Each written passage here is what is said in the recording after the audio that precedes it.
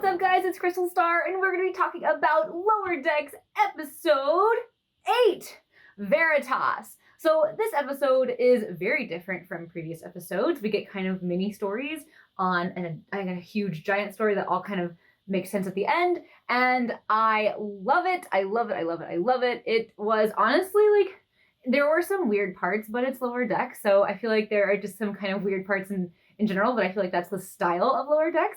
And I was super pumped about this because we see one of my favorite classic Star Trek characters, and not just one, but multiples of them. So let's go ahead and jump in. Warning, warning, red alert, spoilers up ahead. So talking about red alerts, this episode actually starts off with the Lower Decks main crew missing the red alert because Rutherford decided to try to tweak the tech of the red alert a little bit and mess it up completely to where they couldn't hear it at all. And before they realized that they'd actually missed a red alert, they were arguing about something. I think it was who was like one of the best characters or the coolest person in Starfleet. So Boimler actually said it was Rogan Dana, and I'm gonna lose some Trek points here. I had to Google that. I didn't know who he was, but I did know the other one, obviously Khan. So Mariner said, nah, it's Khan. And Tendi also agreed, and then they started talking about Khan's massive chest. That's the most iconic part of Khan, his chest and his hair.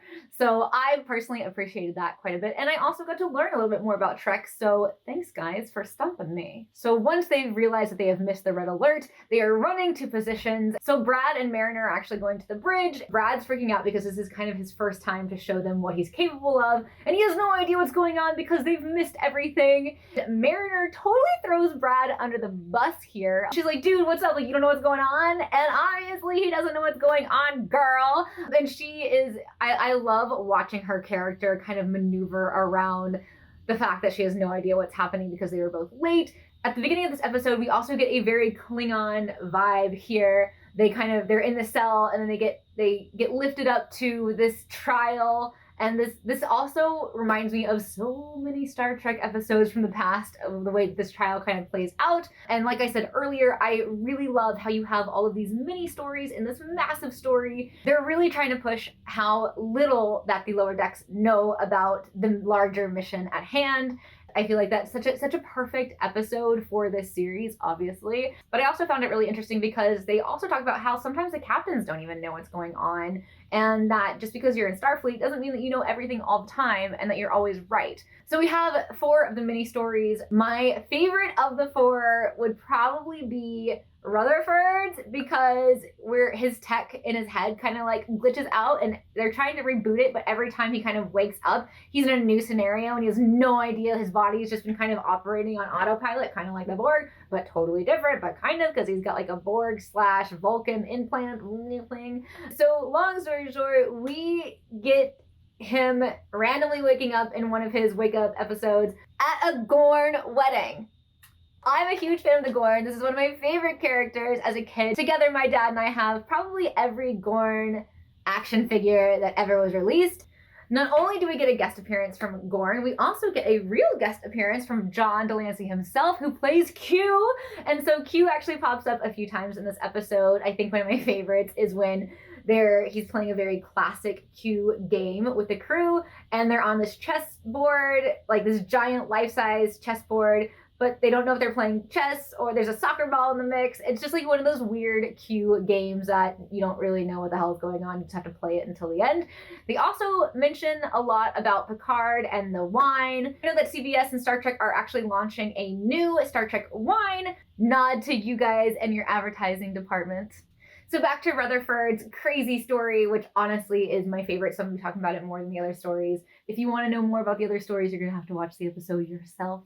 Within Rutherford's story, we get so many ships and so many classic Trek references. I think his was just like jam-packed. We get multiple birds of prey from the different series. My favorite part, other than the Goren, was when he mocked Uhura's fan dance. I saw Ferengi ships.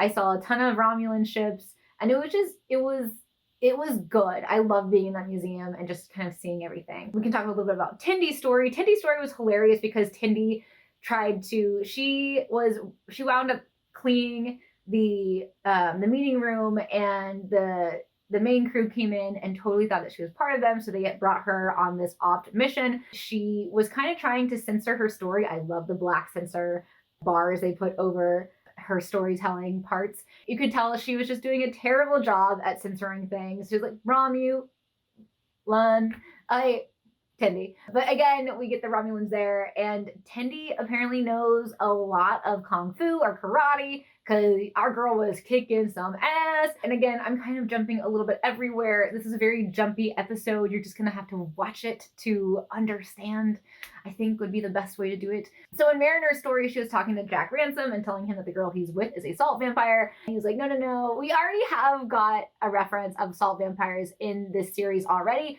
but we didn't get to actually see them. At least I don't think we got to actually see them. I think it was just a reference. Yeah, when Mariner was listing off like things that Brad's girlfriend could be. So we didn't get to see a salt vampire. So seeing one and referencing one, I actually really like the fact that we got to see one, because again, classic Trek is my favorite Trek.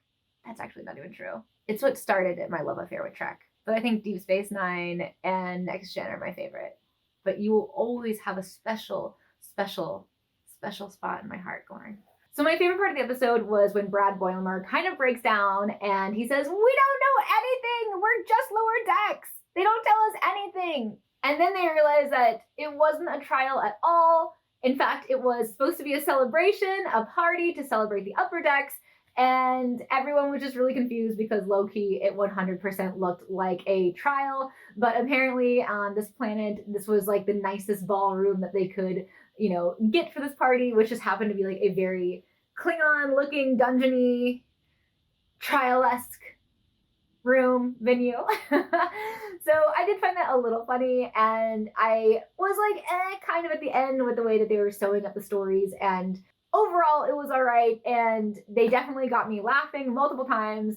And thank you guys for all of the crazy Star Trek references. This episode, I think, might be one of the most jam-packed Star Trek references that they've put out so far. And for me, that is a huge reason why I continue to watch Lower Decks. I am just on my seat, waiting for them to make the next reference to see if I get it. And when I don't, like Rogan Dana, I look it up, because that's what nerds do if they don't understand something or remember something, and my noggin's not always there.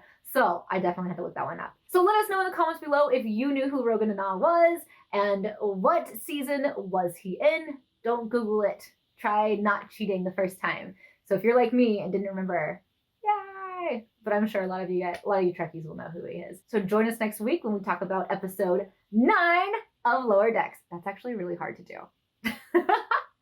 We'll see you guys